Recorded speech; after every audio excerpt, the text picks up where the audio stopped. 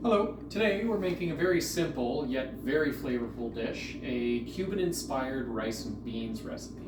It's very simple. You need two main ingredients, your rice and your beans, of course. Three veg, so you're going to have a bell pepper. The recipe calls for green, but you can have a yellow, orange, red, doesn't matter. One medium onion of your choice, and 5 garlics. And then in terms of flavorings, your standard spices, your salt and pepper.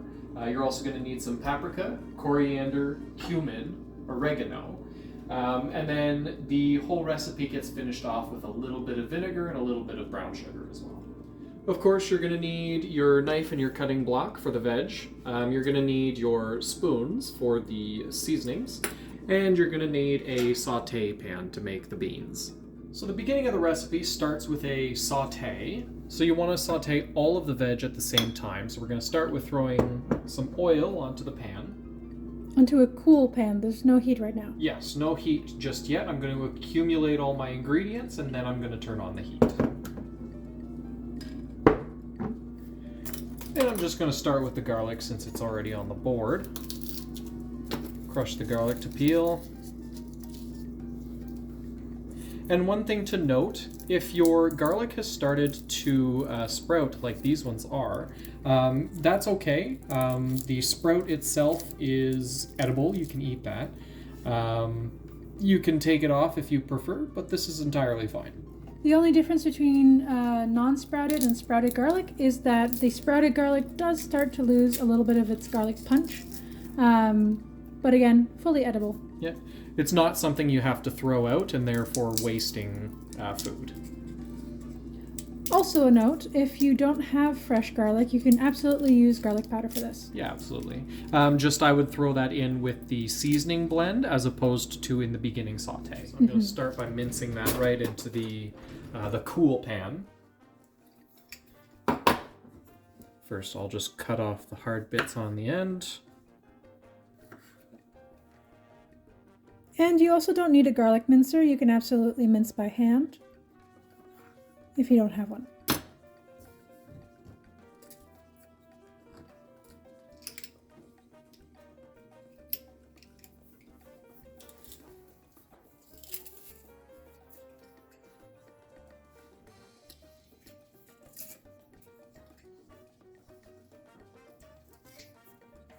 And so the recipe is 5 garlic cloves. You can definitely do more or less as you like. It's all to preference. That's the fun thing about cooking, is that nothing is exact.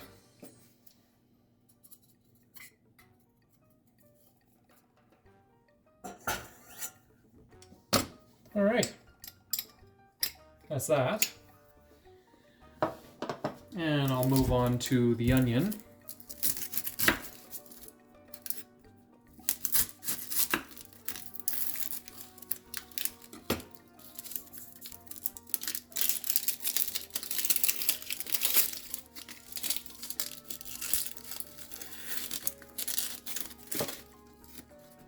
And again, this can be any onion that you have on hand. Today we're using yellow onion, but if you have white, if you have red, if you have any other kind of onion, go for it.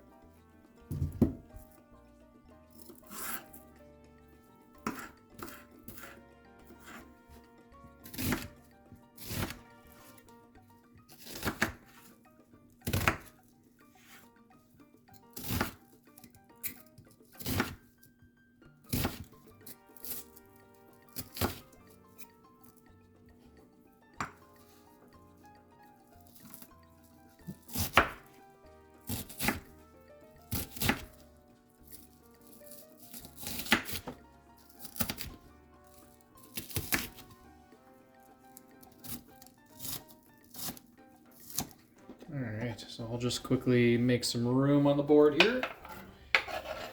And again, this is no heat on the pan at the moment. No heat on the pan at the moment. Just collecting ingredients. A rough chop for the onion is great because it gives more bite as well.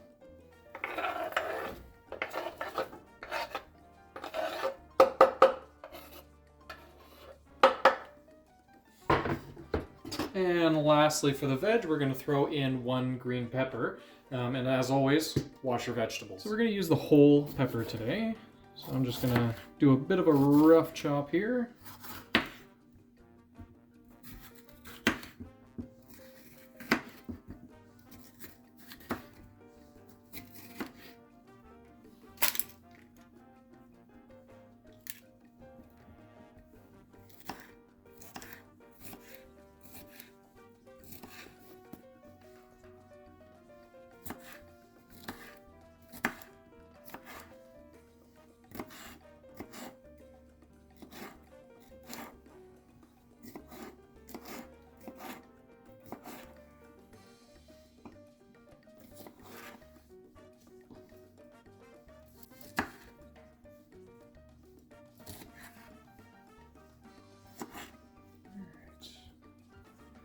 Get that out of the way, make some room.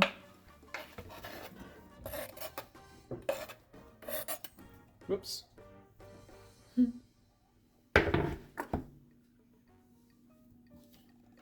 And just a rough chop on this all as well.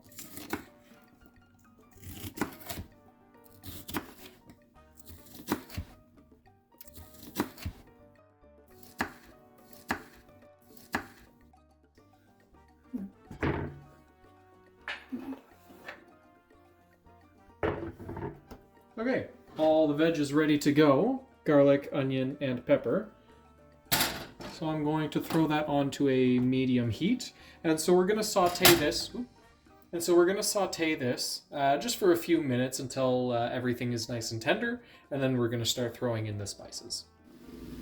Now that our saute is going in the background there, as you can hear, it's a great time to start your rice so that everything is cooked roughly at the same time, or finished cooking rather, at the same time. Whether you're using a stovetop method or you're using the rice cooker, you want to start your rice now so everything is ready at the same time. So one thing I do want to make a note while this is sauteing is that we are going to be using the beans liquids today. So this is going to help create a bit of a sauce so that when you put it on the rice, it's all going to just flow together and make a really good dish. The veggies are now nice and tender, so I'm going to actually turn this down to about a 3, just to let that cool down while I add all of the spices. So we're going to start with 1 1/2 teaspoon of oregano. And the reason that this got turned down a little bit is because we want to avoid burning the spices.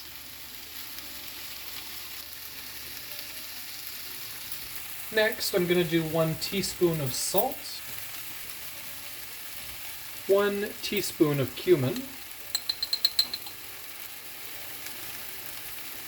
3/4 teaspoon of coriander,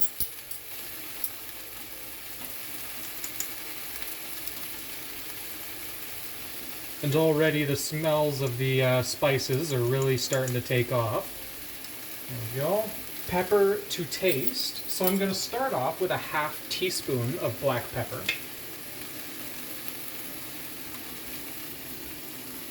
There we go. And just a pinch of paprika. Now, for a pinch, since we don't have a pinch pot of paprika, I'm just going to do a small 1/4. So I'll take a 1/4 teaspoon and I'll fill it less than 1 full 1/4. And that's about a pinch. And that's smoked paprika, just to add a smoky flavor. You can use sweet paprika if you like as well.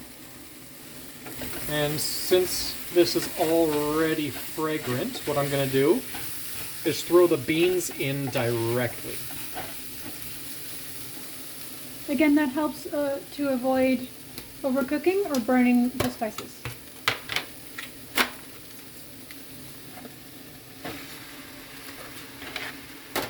As you've probably noticed, our beans are slightly unorthodox.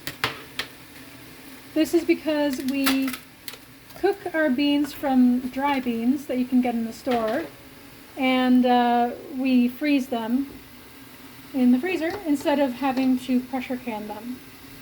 which is actually quite a cost-effective method if you are aiming to save some money in the kitchen. We do have a stovetop method as to how you can actually cook your beans from bagged dried beans. So if these beans were thawed, the recipe should take about 20 to 30 minutes on a simmer, covered, or partially covered. Because these are frozen beans, it's probably going to take closer to 40 minutes to de-thaw and then cook everything together. And also, everything that's added there is equivalent to 2 cans of beans. So today we are using black beans. Traditionally it is also black beans, but if you don't have 2 cans worth of black beans on hand, feel free to use whichever you have on hand. That can be red kidney beans, chickpeas, white kidney beans. Truly it can be any bean on hand, and it's quite filling. As the beans began to de-thaw, as you can see, we got a bit of a sauce going. It's not entirely de-thawed just yet, but this is kind of what to expect as it goes on. Very saucy, very delicious. A lot of this liquid will be absorbed into the rice as well, so it'll flavor the rice. And that is entirely cooked through.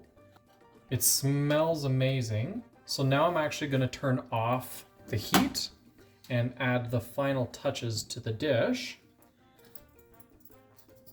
So I'm going to start with 1/2 tablespoon of brown sugar here.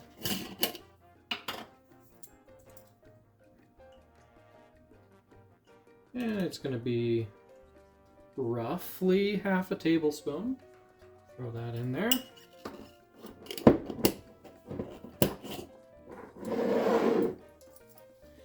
And we're using white wine vinegar tonight, but the recipe does go better with red wine vinegar. This is just what we had on hand today.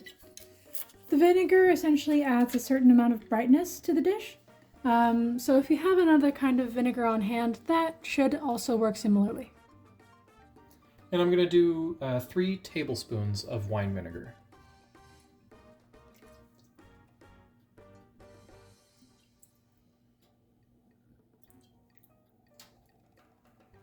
And I'm going to stir that in, and it should be ready to go. The rice just finished up just on time as well, so everything worked out perfectly. So we've portioned our rice. I'm going to top it with some beans.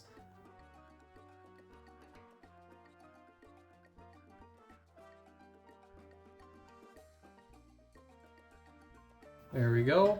And the sauce is going to melt into the rice, and everything will just be fantastic. It's going to flavor the rice quite nicely. Mm-hmm.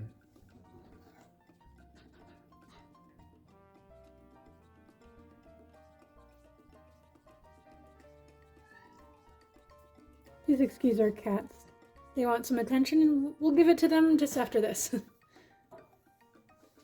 And now all that sauce is going to flow into the rice, and everything's going to be flavored. This recipe also makes quite a bit of beans. We've portioned 2 dinners here, and the rest, if you have a larger family, this should feed at least about 6 people. 6 hungry people. 6 very hungry people. It's very filling, so a little goes a long way. And you can freeze it. You can keep it in the fridge. Freeze it for long-term storage if you think you can use it for lunches, things like that. But if you think you're going to have it again, say tomorrow, it should keep in the fridge for a few days, but I wouldn't push it for longer than maybe 3 in the fridge. And then if you want to store it for longer, stick it in the freezer and you're good to go. Cheers to good food And good company.